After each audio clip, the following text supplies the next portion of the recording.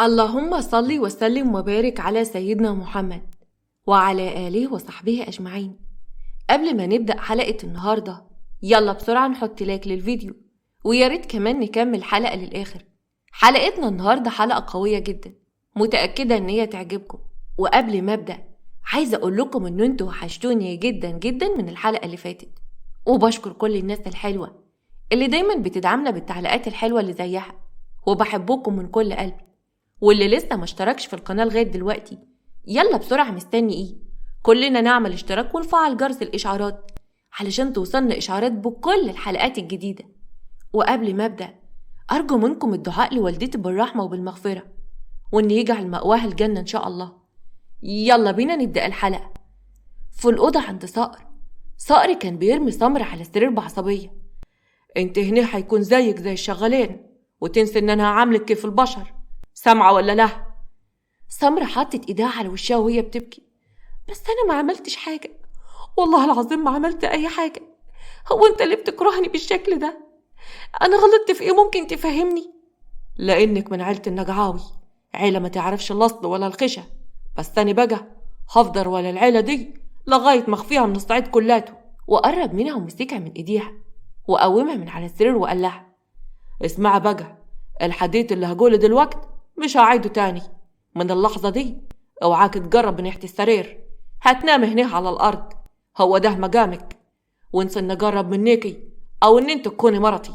هتفضل هنا في الأوضة، لو لمحتك تحت قول على نفسك يا رحمن يا رحيم. لكن سمرة ردت عليه وهي بتبكي: انا يا سيدي مش عايزة انزل خالص، ومش هعتب بره الأوضة دي، بس ارجوك سيبني بقى دلوقتي. صقر بصلها بكره ومسك ايديها وضغط عليها جامد. لا، مش ههملها، وعد مني انا صقر الانصاري، هندمك انت وعيلتك كلتها، واخوك حمزه ده لازم اربيها على يدي من اول وجديد. وبيسيب ايديها بعزم قوته لدرجه ان سمره بتقع على الارض وهي بتبكي. امسح دموعك دي، مش هتقصر فيا، وقوم يلا حضري لي الحمام، يلا بلاش لكاعه. قامت سمره وهي بتجري علشان تحضر له الحمام. دخل صقر علشان ياخد الشاور. اما في المطبخ الشغاله اللي اسمها حسنه كانت بتحط السندوتشات قدام فارس وبتقوله: بالله عليك كل، احسن الحاجه جليله لو عرفت ان انت ما اكلتش حاجه من صباحيه ربنا هتقطعنا تقطيع. طيب ما تقطعك، وين ميلي وملك يعني؟ وبعدين بقولك ايه، انا هفضل قاعد في اوضتي لغايه ما تقوليلي هو سهر مشي ولا لسه، اوعاكي تنسي. الشغاله بصت له بخوف: واه، هو انت مستني صقر علشان يمشي عشان تطلع تقعد مع البت الملبوسه اللي فوق دي؟ يا حسن السودة، هو انت مش خايف منيها ولا ايه؟ فارس اتعصب جدا: انتي برضك هتقولي عليها ملبوسه؟ قلتلك حطي لسانك جوا بوقك، فاهمه ولا لا؟ والا هقول لابوي على الواد صابر، عارفاه ولا لا؟ الشغاله قعدت تلطم على وشها: يا حستي، هو انت كمان خابر بموضوع صابر؟ عموما يا سي فارس بيه، انا هحط لساني في خشمي وهسكت خالص، ما تقلقش. وبتخرج الشغاله من المطبخ وهي متوتره جدا من فارس اللي بيربع ايديه وبيقول: صحيح، عالم تخاف وما تختشيش، كان لسه هعمل فيك عمايل وهزلك قوي. وبيطلع يقعد في اوضته ومستني صقر انه يصحى وينزل من البيت علشان يروح يقعد مع سمرة. اما في اوضه صقر لقى سمرة لسه قاعده على السرير. صقر بصلها بعصبيه وبصوت عالي: هو انا مش قلتلك ما تقعديش على السرير ده؟ اخرك تقعد على الارض، فز يلا قوم من مطرحك. وفعلا بتسمع كلامه وبيروح هو ينام على السرير وبيقول لها: افرش اي حاجه على الارض وتنيل ونامي، مش عايزه اسمع لك صوت عاد. وبتسمع سمرة كلامه وبتفرش ملاها على الارض وبتنام. على الرغم ان الجو كان برد جدا، سمرة وهي حاضنه نفسها وبتبكي: كنت مفكره ايه بس يا سمرة؟ هتستريحي في البيت ده؟ ولا كنت متخيله ان انت لما تتجوزي واحد عدو عيلتك هيكون طيب معاكي؟ واتنهدت بتعب وقالت: حسبي الله ونعم الوكيل فيكم كلكم. صقر كان على السرير: ايوه، ملكش صالح باللي حصل في الاسطبل، بس عيلتك كلتها هي السبب، وانا مش هسيب حد فيكم متهن واصل، وانت اولهم. اما في اوضه حمزه بالليل كانت نوره نايمه جنبه وفتحت عينيها بكسل وبصت عليه. نوره بابتسامه بدات تكلم نفسها: واه، طيب ما هو كيف القمر ها؟ اما ليه يا اخوي بتكره كده؟ وهو كمان بيكره أخوي، مش عارفة ليه. يا رب يجي اليوم اللي يحبوا بعض. وبدأت تحرك إيدها على وشه وهي بتضحك لغاية ما جت في دماغها فكرة، وفجأة قامت وقفت على السرير وهي بتصرخ: الحقوني الحقوني يا ناس، الحقوني. حمزة أمن على السرير وهو مفزوع: إيه يا بنت فيه يا نوارة، إيه اللي حصل؟ نوارة بعدته عنها جامد ومسكت مقدمة القميص بتاعه. هو أنت عملت فيا ليه كده؟ لعلمك بقى أنا هقول لأخوي، هقول له عليك علشان يطخك عيارين كمان. حمزة كان واقف ومصدوم من كلامها وقال لها بعصبية: انت اتجنيت ولا ايه يا بتتي؟ ما تفوقي وياي كده بدل مسخ الكف علشان تفوقي. نورة بلعت رئة وخوف وهي بترجع لورا: لا ما وصلتش للكف يا ولد الناس، ده انا بضحك وياك، مالك كده طلعت جفوشك في امك. حمزة كان واقف وجز على اسنانه بغل وزنقها في الحيطة وبصص لها بغضب: يدك دي لو طولت عليا تاني صدقيني مش هرحمك وهوريك العين الحمراء اللي بجد. أنا دلوقتي مش رايد أبقى عفش وياكي، فاهمة ولا لا؟ نورة وهي بتاخد نفسها بصعوبة من قربه وعصبيته: فاهمة يا سيد الناس. ملس على وشها: شاطرة اجده تعجبيني يا بنت الانصاري. سابها ودخل الحمام ياخد شاور وقعدت على السرير بزاحة: أنا غلطانة يعني إني بعمل له جو كده بدل الملل اللي معيشيننا فيه من يوم ما جيت. واتنهدت بحنية وقالت: فينك يما، كان زماني دلوقتي بتحدث وياكي وخنقتنا كمان وحشتني قوي. زمانك دلوقتي بتمشينه وبتجري وراي بالشبشب. ياه وحشني الشبشب بتاعك قوي يا جليلة. أما في الفرندا كانت قاعدة جليلة ومتضايقة جدا من صقر ابنها واللي عمله معاها، وخالد كان قاعد معاها بره. ما خلاص بقى يا جليلة، هتفضلي قاعدة مبوزة كده على طول؟ استهدي بالله كده يا حبيبتي. جليلة بصت له وهي مكشرة: هفضل قاعدة كده قلبة سحنتي علشان يحس باللي عمله وياي ويطلق البت المدعوقة دي؟ أنا مش فاهمة عاجبه فيها إيه، ما بيخافش منيها عاد. خالد كان بيضحك: يا طنط هو صح صقر بيحبك قوي، ما بيقدرش يزعلك، بس عمره ما هيسمع كلامك. إيه طنط دي يا واد، أنا اسمه أم صقر، وبعدين ما أنا عارفة إن ولدي راسه بلغة وبلغة قديمة كمان، علشان كده بعتالك. قرب كده مني حبابة عشان محدش يسمع أيتها حاجة. قرب منها خالد: أنا عايزاك تلعب في مخه شوي وتقول له إن اللي عمل كده في الاسطبل بتاعه يبقى الواد حمزة ولد النقعاوي، خليه يطلق البومة اللي فوق دي، فهمتني يا خالد؟ يا ست اقعدي على جنب كده، بذمتك صقر ابنك مستنيني علشان ألعب له في راسه؟ هو شاكك في حمزة أساسا. بس قوليلي بقى يا جلجل، بذمتك هو مين اللي عمل كده في الاسطبل؟ قر يا جليلة. ما خبرش حاجة يا ولدي، هو انت بتستجوبني ولا يا واد؟ لم نفسك كده بدل ما انزل عليك بابو زنوبة هنزل بيه على نفوخك، فاكر يا واد ولا ناسي؟ لا وعلى ايه ما الطيب احسن. ماشي يا منورة. لا نوارة لا، ده انا ما صدقت اخلص منيها، انا ام صقر وبس. خالد كان قاعد وبيضحك على كلامها، وبعد شوية بيخرج حمزة وبيلبس عباية فخمة جدا. نورة وقفت قدامه وحطت ايدها في وسطها: انت رايح فين بقى دلوقت؟ وشكلك كده كيف القمر، داهية لا تكون رايح تتجوز علي. هتتجوز علي واحنا لسه في شهر العسل عاد ولا ايه؟ لا هتطمن يا مهفوفة، انا رايح اشوف مصالحي، ولا فاكرين هقعد جارك اياك؟ نورة شهقت بصدمة: لا احنا ما عندناش رجالة بتخرج من اوضتها غير بعد شهر، انت عايز الناس تاكل وشي ولا ايه؟ ويقولوا بنت الانصاري ما قدرش تربط جوزها جارها. الكلام ده على الحريم، هما بس اللي ما بيخرجوش من الدوار يا قطة، احنا رجالة، وبعدين انا عندي شغل ومش فاضي للحديث المخبل بتاعك ده. بقى كده؟ طيب تسلم على حديثك وياي. وقبل ما بيخرج من الأوضة: صحيح يا ريت تطمن على اخوكي، الاسطبل بتاعه اتحرق والنار اكلته كلاته. نورة وبخوف شديد على اخوها وهي بتبكي: معقول صقر اخوي الدوار بتاعه ولع؟ كيف ده؟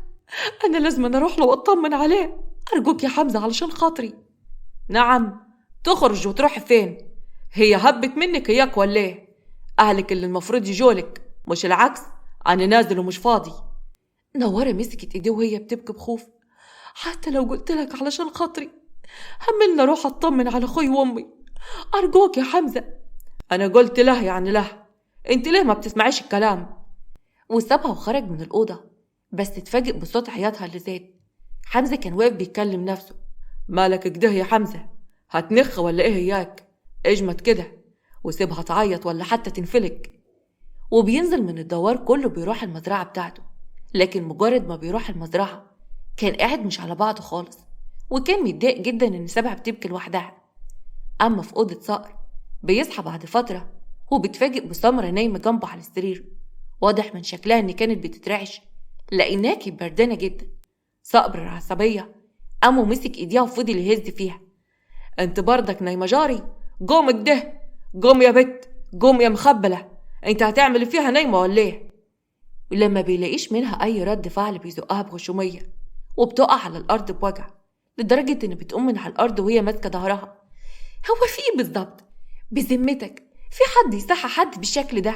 ما بالراحة شوية يا اخي، انت ايه ما بتحسش؟ صقر اتغاظ منها جدا وأمن على السرير وقرب منها ومسكها من بقها جامد. مش انت اللي تقولك ده وما تقوليليش اعمل ايه وما اعملش ايه؟ وبعدين مش منبه عليك امبارح ان انت ما تناميش جاري؟ حابة تتلزق فيني وخلاص؟ وقرب منها وبيقول لها بقرف. مهما عملت ومهما حاولت تغريني عمري ما هجرب منيكي، انا اصلا جرفان. سمرة بصت له بوجع وقالت له ومين اللي قالك ان انا عايزاك تقرب مني؟ على فكرة انا كمان قرفانة منك قوي، ومش انت وبس، انا قرفانة من كل الناس اللي في البلد دي، الناس المتخلفة اللي بتفكر بطريقة رجعية. وكانت هتسيبه وتدخل الحمام علشان تقعد فيه، لكن اتفاجئت بيه مسك ايديها وبيلوها ورا ظهرها وبيقول لها بصوت واطي ومغلول. اوعاك ترد عليا تاني، المرة دي هعديها لك، ورحمة ابويا المرة التانية لو رديت علي لا ادفنك هنا مكانك، انت ما تعرفيش انت متجوزة مين ولا ايه؟ وقال لها بصوت فزاعة. انطقي واتكلمي، ايه اللي خلاك تيجي وتنامي جاري وما تناميش على الارض؟ ليه ما بتسمعيش الكلام ولا ايه؟ سمرة والدموع نازلة على خدها من وجع ايديها. غصب عني، انا لما نمت على الارض كنت بردانة جدا وما عرفتش انام خالص، حرام يعني ابرد زي بقية الناس. المرة الجاية يا سيدي انا عندي اقتراح كويس قوي، ممكن تنيمني في البلكونة علشان ترضى غرورك. وبعدين انا مش فاهمة، طالما انت بتكرهني قوي كده لا عايش معايا ما تسيبني يا اخي، سيبني اروح لحالي وامشي من هنا. صقر بيسيب ايديها وبيبص لها من فوق لتحت وبدخل الحمام من كتر خنقتها وبتقع على الارض وتفضل تعيط. ربنا ياخدني علشان اخلص منكم، انتوا ناس ما تعرفش ربنا ولا عندكم دين ولا اخلاق، حسبي الله ونعم الوكيل. وبتتفاجئ بالباب بيتفتح ودخل الواد فارس الصغير وهو بيتسحب ولابس الجلابيه البيت وبيقول لها بتنيده. الحمد لله اني لقيتك لوحدك، اصل انا سمعتكم وانتوا بتتخانقوا فكنت واقف بره مستني لما الخناقه تخلص. سمرة مجرد ما شافته وهو بيتكلم ببراءه ابتسمت. ايه خفتي ولا ايه؟ شكلك كده خفت عليا علشان كده قلت تيجي وتشقر، مش كده برضه يا فارس؟ لا يا ستي، انا قلت لما اجي اشوف صقر ساب فيكي حاجه سليمه ولا لا، ولا يكون يعني كسرك كلك على بعضك. مسحت دموعها وضحكت على كلامه واتفاجئت بفارس بيقرب منها وبيبوسها من خدها. خلاص يا سمرة ما تعيطيش، مش انا قلتلك قبل كده لكن انتي مصدقتنيش، انتي يا حبيبتي هنا عايشه مع هولاكو، كل الناس هنا بتترعب منه. سمرة ضحكت على كلامه. عيب يا ابني الكلام ده، وما تنساش ان هولاكو اللي بتتكلم عنه يبقى ابوك. انا بجد مش متخيله لو خرج دلوقتي من الحمام ولقاك موجود معايا هنا، تفتكر ممكن صقر يعمل فيك ايه؟ فارس بصلها بابتسامه وكله ثقه. على فكره بقى انا ما بخافش من صقر خالص، وما تنسيش برضو ان انا اسمي فارس صقر الانصاري، يعني انا قلب ميت يا حبيبتي. وقبل ما يكمل الكلمه مجرد ما بيسمع صوت صقر والباب بيتفتح بيجري بسرعه يستخبى تحت السرير وبيقول لها بخوف. وهي امك يا سمرة ما تقولوا له ان انا موجود هنا علشان خاطري. سمرة ابتسمت على كلامه. حاضر يا سيدي، مش هقول حاجه، واصل. صقر كان خارج وهو لابس التيشيرت القط والبنطلون، عضلاته كانت واضحه قوي وشكله كان جذاب جدا، خصوصا شعره اللي كان مبلول ونزل على وشه. سمرة كانت اول مره تشوفه، وقفت متنحه وقعدت تتامل فيه. وقف قدامها ورفع حاجبه. مالك واقفة كده متنحة فيني؟ في حاجة؟ يلا همي حضري لي خلقات علشان خارج، واعملي حسابك أول ما عاود ألاقيك محضرة طبق فيه مية عشان تدعكي لي رجلي. سمر ما بتردش عليه وبتروح تحضر الجلابية. أول ما بلبسها: أنا هنزل دلوقت، اوعاك تخرج من هنا، أنا مش عاوز حوارات في الدوار بتاعي. قبل ما يروح عند الباب كان باصص لها وكأنه كان مستنيها تقوله زي الصبح: لا إله إلا الله وما تتأخرش عليا، لكن ملقاش أي كلمة من دول اتقالت له.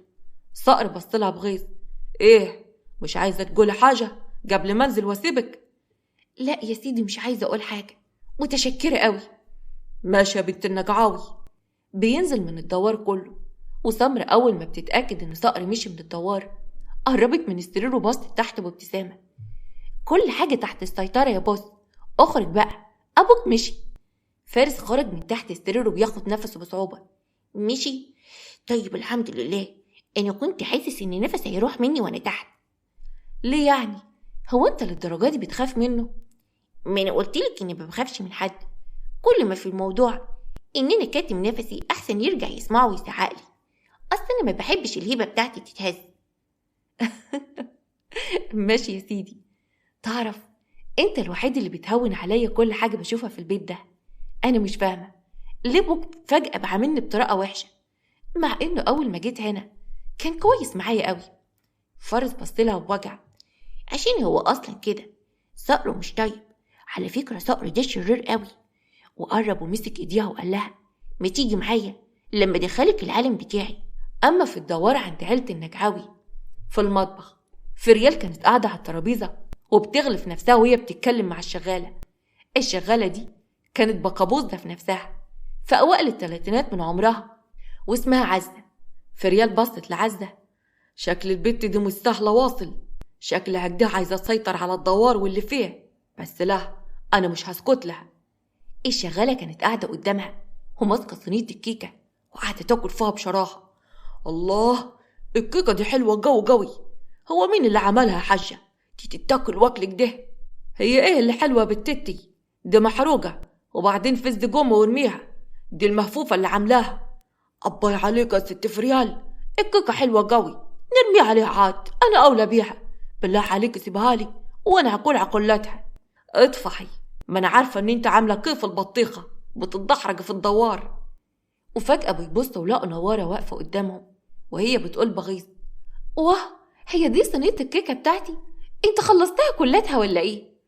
الشغالة بتبتسم وهي ماسكة الصينية بايديها: باقي فيها حتتين بس، سلامة الشوف، بتبقى فيها حتتين اهو وكبار كمان.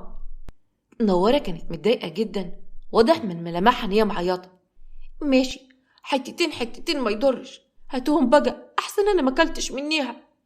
الشغالة بتخبي الصينية ورا ظهرها: لا انا اللي هاكلهم، الحاجة فريال قالت لي كل الصينية دي وانا بحب اسمع كلامها. نوارة اتعصبت جدا وقربت من عزة ومسكتها من هدومها: نعم يا اختي، ليه بقى ان شاء الله؟ هو كان ملتايب ولا؟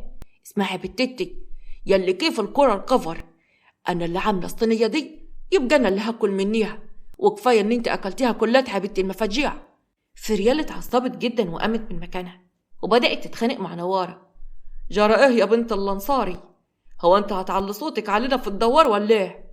وبعدين هنا انا ست الدوار وكلمتي هي اللي تمشي على الكل، ومالكش دعوه بالخدم بتوعي. نوارة كانت بتربع ايديها وبتقول لها بغيظ: اباي عليك يا وليه، هو انت عايزه تمشي كلمتك على الكيكه ولا ايه؟ ما تمشيها على اي حاجه تانية. وكانت لسه فريال هترد عليها بعصبيه، بس اتفاجئوا هما الاتنين بحمزه داخل عليهم المطبخ: جرى ايه يما؟ سمع صوتكم من بره الدوار، في حاجه ولا ايه؟ فريال بصت له باستغراب: انت ايه اللي خليك تعاود بدر كده يا ولدي؟ ده انت لساتك نازل، في حاجه حصلت ولا حاجه؟ ده انت عمرك ما عملتها. حمزه توتر جدا من سؤالها لانه فعلا رجع علشان خاطر نوارة، ما طوعش قلبه ان يسيبها تقعد تعيط. لا يما، انا بس لقيت نفسي تعبان فقلت اجي واريح حبابه، المهم ايه اللي حصل؟ نوارة بصت له بغيظ: مفيش حاجه، ما انا عارفه ان مفيش حد في الدوار ده كلته هينصفني. وبصت للشغاله وقالت لها: كلي لها تطفحيها يا بعيده. وطلعت أوضتها وهي متضايقة جدا، وقلبها كان واكلها على صقر أخوها. قدام أوضة فارس سمرة كانت متوترة جدا وعمالة تبص حواليها. انت واخدني على فين بس؟ أبوك لو عارف إن أنا خرجت من الأوضة هيخلي وقعتي مطينة. فارس كان ماسك إيدها وبيشدها. تعالي بس معايا متخافيش، طول ما انت معايا مش عايزك تخافي من أي حاجة. سمرة فضلت ماشية وراه. ماشي يا سيدي أنا جاية أهو، بس والراحة، أصل أنا خايفة للست جليلة تشوفنا وتخلص علينا. وفجأة بيفتح باب الأوضة وبيقول لها بكل ثقة. تعالي بقى لما أوريكي مملكتي، المملكة اللي أنا بتحكم فيها. مجرد ما بيفتح نور الأوضة سمرة بتتفاجئ بوجود طفل صغير عنده 3 سنين ولابس فانلة حمالات وشورت صغنن واسمه ليث. يا رب يا ساتر، انت مدخلني فين بس يا فارس؟ مدخلني على واحد قالع، مش عيب كده برضه يا ابني؟ ليث بيقوم بسرعة وبيبص لهم بتناكة. انت مين يا ست انتي؟ وازاي تخشي علينا الأوضة كده من غير استئذان؟ ايه مفيش خصوصية ولا حاجة؟ مفيش حيية في البيت ده؟ سمرة بصت له بصدمة. لا طبعا يا سيدي الناس، بس الحرية بالمنظر ده تبقى في الحمام يا حبيبي، مش هنا في الأوضة. وبصت لفارس باستغراب. إلا قول يا فارس، هو مين ده بالظبط؟ وليه واخد راحته في أوضتك كده؟ أنا على فكرة بدأت أشك فيك. فارس كان واقف بيضحك. دي يا ستي يبقى أخويا الصغير وابن صقر برضه. مش أنا بقولك إن انتي داخلة على بير غويط؟ يلا لكن انتي لو كنتيش مصدقاني. سمرة كانت واقفة مصدومة من كلامه وبتفتح بقها بذهول. إيه؟ ابن مين؟ هو أنت كمان عندك أخ؟ يعني صقر مخلف 2؟ فارس كان واقف بيضحك على شكلها. صقر بيحب يخلف بالعزوة علشان نملي البيت بالعيلة وكده يعني. سمرة بتهز راسها وبتقرب من الولد الصغير. انت اسمك ايه بقى يا حبيبي؟ ليث بيبص لها بقرف. وانت ما يحججك يعني؟ هتعمليه بطاقة وياه ايه؟ وبعدين انا مش حبيبك ولا حاجة، انت بتكدبي من قويها يا قطة.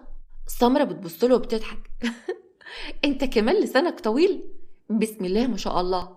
لا انا كده اتأكدت ان انت اخو فارس بجد. عموما يا سيدي انا اسمي سمرة، انت مين بقى؟ ليث بيسلم عليها. انا يايس. وبيبص حواليه بارتباك. تعالي هنا، انت ايه يا ماكي يا مدية يا مهببة؟ ليه بس كده؟ هو انت كمان تعرف حاجة انا معرفهاش؟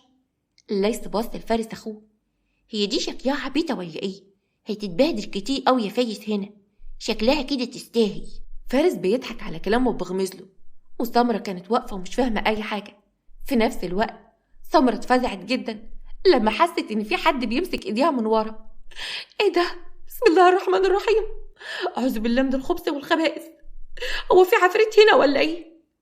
اما وسط الاراضي الزراعيه بتاعت صقر كان قاعد على الكرسي بتاعه وسط الزراعه، وكان متعصب جدا وماسك كوبايه الشاي وقعد يشرب فيها. وكان قاعد قصاده خالد صاحبه. قلت لك ما تتحددش وياي في الحوار ده تاني يا خالد. هو ايه اللي ما اتكلمش معاك تاني؟ بقول لك شاهي كلمتنا اكتر من مره وعايزه تيجي تشوف ولادها، ما تبطل انانيه بقى. دلوقتي بس اتحست ان عندها عيال وعايزه تيجي وتشوفهم.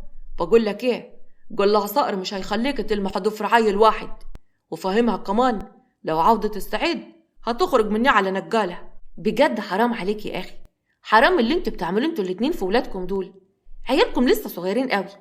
انت بجد ما بقاش عندك قلب خالص يا صقر. وسابه خالد ومشي، لكن صقر بيخبط ايديه على الكرسي اللي كان قاعد عليه.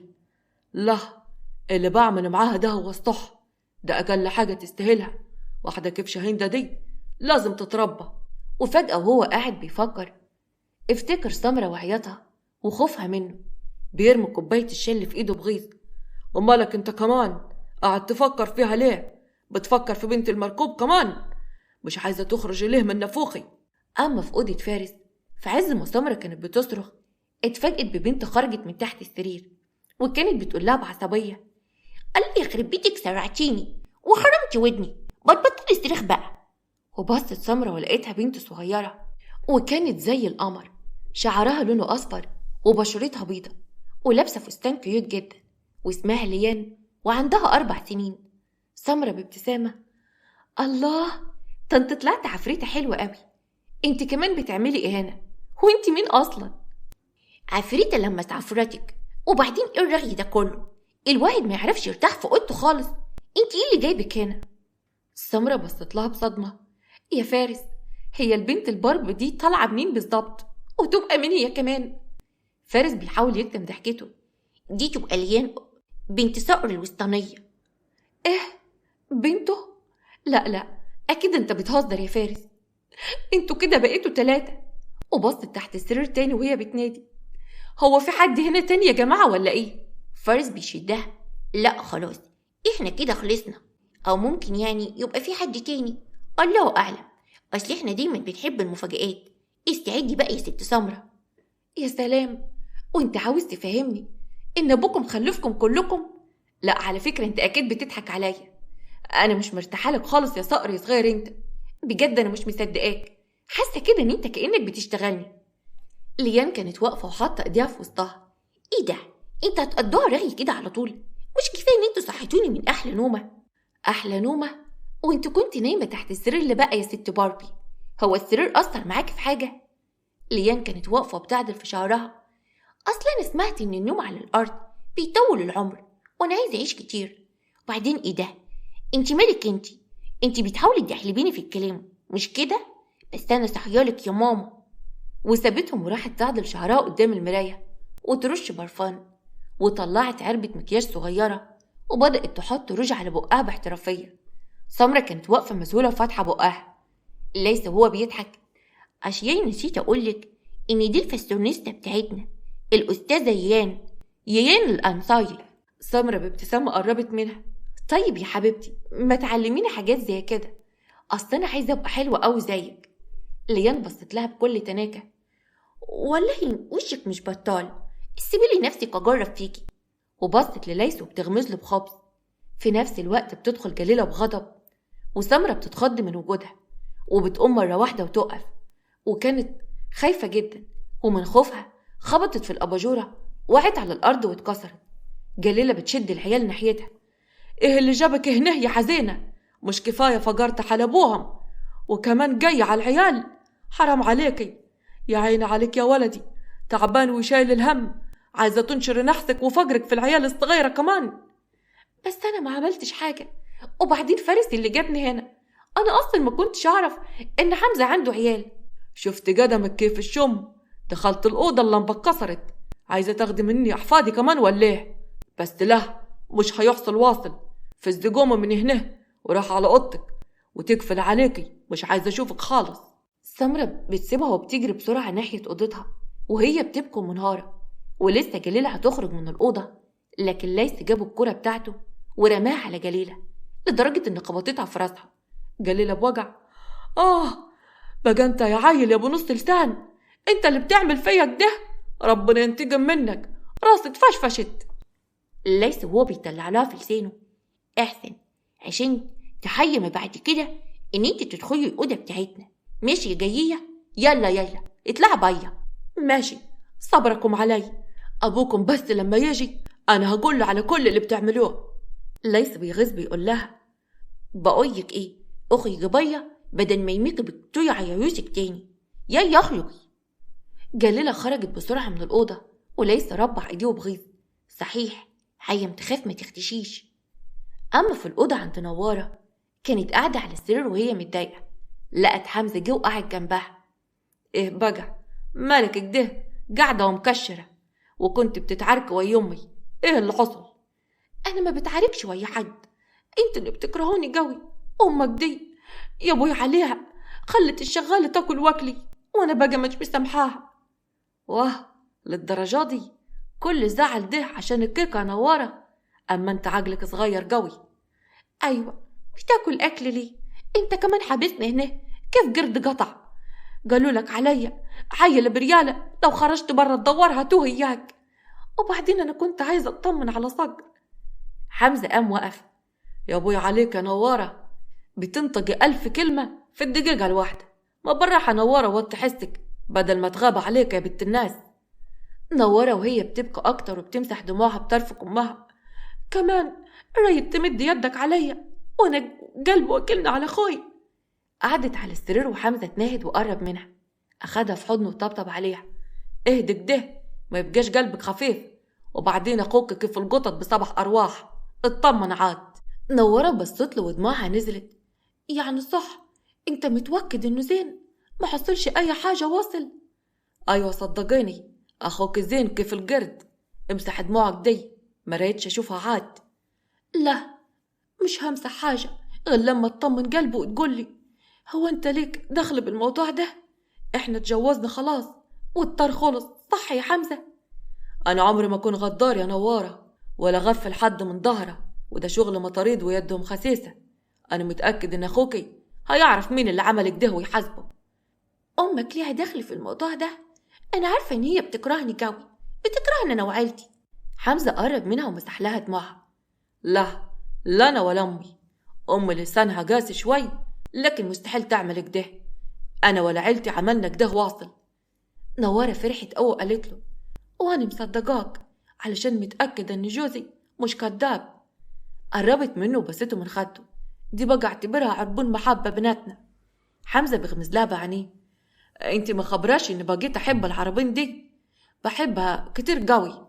ماشية محفوفة؟ لا خبرة، علشان كده رجعت من المزرعة بدري، صح ولا ايه؟ انت بجد محفوفة ومش عارف اعمل وياك ايه.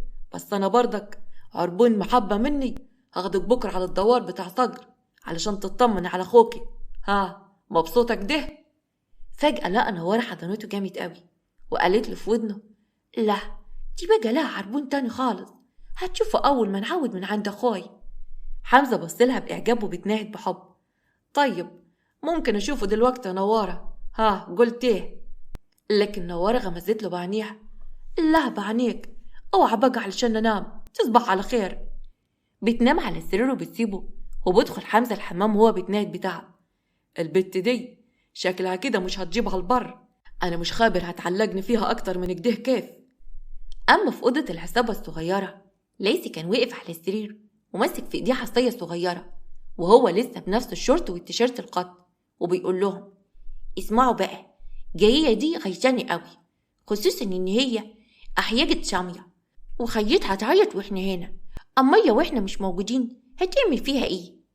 ليان كمان كانت واقفة بغل. عندك حق يا ليس، أنا كمان متغاظة من جليلة قوي.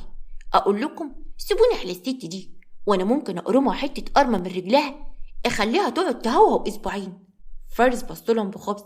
بس يا غشيمة منك ليه؟ إحنا مش عايزين عنف خالص، لا أنت ولا هي. بص بقى يا ليس. ليس كان واقف بيفكر.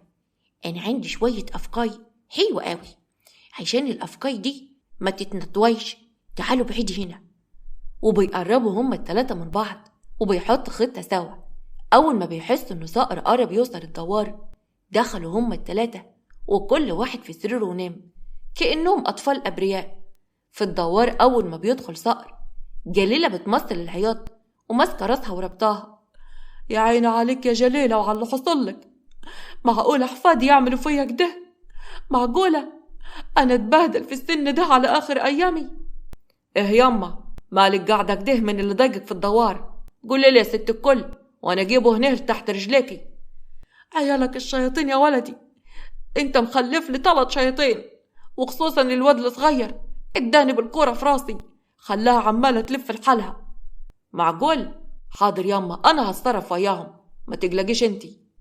اما في الاوضه عندهم كانوا نايمين على السرير. فارس بتوتر: على فكره يا جماعه، الظاهر كده ان جدتكم اكيد اشتكت لبابا دلوقتي من اللي حصل. تفتكروا هنتصرف ازاي؟ انا خايف اوي، ربنا يستر. ليس هو نايم. طبعا لو ما عملتش كده ما تبقاش جايه اللئيمه. يلا، الهي لسانها يشتوي كده زي لساني. ليان وهي نايمه: شش، كفايه رغي بقى، غمضوا عينيكم. وانت يا سوسه يا صغنن، نام انت كمان. ما تخافيش، هغمض عيني خلاص اهو. بس المهم لو حد فينا اتقفش ما يوقعش التاني، ماشي؟ وفجأة بيلاقوا الباب اتفتح ودخل صقر. بص عليهم ولقاهم كلهم مغمضين ونايمين. بص عليهم بشك وعارف ان هم مش نايمين وبيمثلوا. واه، نمتوا بدري يعني ياك؟ زين قوي، انا هتوكد بنفسي. وقرب صقر من ليث لانه عارف ان الوحيد اللي هيفضحهم. قرب منه جامد بفضل باصص على وشه. وفجأة ليث فتح عينيه: انت بتبيقي كده ايه؟ انا نايم اهو، اشمعنى انا؟ فارس وهو مغمض عينيه: غمض عينيك يا غبي، الله يخرب بيتك، انت كده هتقفشنا كلنا. ليس كان باصص لصقر بتوتر. احنا خياس اتقفشنا، واللي كان ابوك واقف في وشي اهو وبيبيقلي. صقر بحزم. بقى بتمثلوا عليا ان انتوا التلاتة نايمين. قوم يلا انت وهو وهي. ليان كانت نايمة على السرير وعاملة نفسها بتتمطع. ايوه بقى من الصداع. انا عايزة انام. فارس بيجيبها من قفاها. لا، ما احنا مش هنتقفش لوحدنا، انتوا صاحية زينا، قوم يا حلوة. وقفوا هما التلاتة قدام صقر انتباه وهم موطيين راسهم في الارض. صقر بصلهم بحزم. ايه اللي انا سمعته من جدتكم ده؟ اول ما جيت سمعت كلامك ده ما عجبنيش. ليان بصت له بغيظ وبصوت واطي. الست دي فتانة قوي، مش هتبطل بقى الفتن بتاعها. اقفلي خشمك يا بت، بتقول ايه؟ صح يا ليس، انت خبطت الكورة في راسها؟ اطلع كده لقدام وكلمني. ليس رفع وشه في وش ابوه بتكشيرة. انا ما عملتش حاجة، الست دي كدابة يا بابا، لو معاه اثبات تجيبه، انا بريء. طيب اسمعوا بقى، انتوا التلاتة لو عرفت ان حد فيكم عمل حاجة كده ولا كده هتبقى وجعة مربربة وياي. انجر على السرير انت وهو وهي، يلا نجروا. ليس هو بيبرطم. ما كانش ينفع يعني يقولنا الكلمتين دول واحنا نايمين؟ لازم يقومنا ويشقعنا. انت يا راجل غريب قوي. صقر بصله بحده. اقفل خشمك يا واد، بدل ما اجي اقص لسانك كله يا ابو نص لسان انت. ليس بصله بابتسامه وبعت له بوسه في الهوا. حاضر يا حاج، منور وياي. وناموا هما التلاتة على السرير وصقر غطاهم وخرج من الأوضة وراح على الأوضة بتاعته. ولكن اتفاجئ صقر وهو واقف بخضة. سمرة، بنت يا سمرة. تفتكروا ايه اللي ممكن يكون حصل مع سمرة؟ ممكن تكون أذت حالها علشان تخلص من الذل اللي عايشة فيه، ولا ايه اللي حصل لها بالظبط؟ وليه صقر اتخض عليها قوي كده؟ تفتكروا ان صقر ممكن يحبها ويفكر فيها على الرغم ان كل أهل البلد بيقولوا ان هي مش جميلة، وان هما كمان بيخافوا منها وشايفين كمان ان هي نحس؟ وولاده، تفتكروا صقر هيبقى عنده 3 ولاد وبس، ولا هيكون فيه مفاجآت تانية محضرها لنا فارس؟ وقصة نوارة وصقر تفتكروا هتوصل لفين وهتكمل، ولا في ريال هيكون لها رأي تاني؟ كل ده وأكتر هنشوفه مع بعض الحلقة الجاية. عايزة أقول لكم إن الأحداث اللي جاية قوية جدا، علشان كده ياريت محدش يتأخر، وما تنسوش تعملوا لايك للفيديو واشتراك في القناة. اشوفكم بكرة على خير في حلقة جديدة إن شاء الله.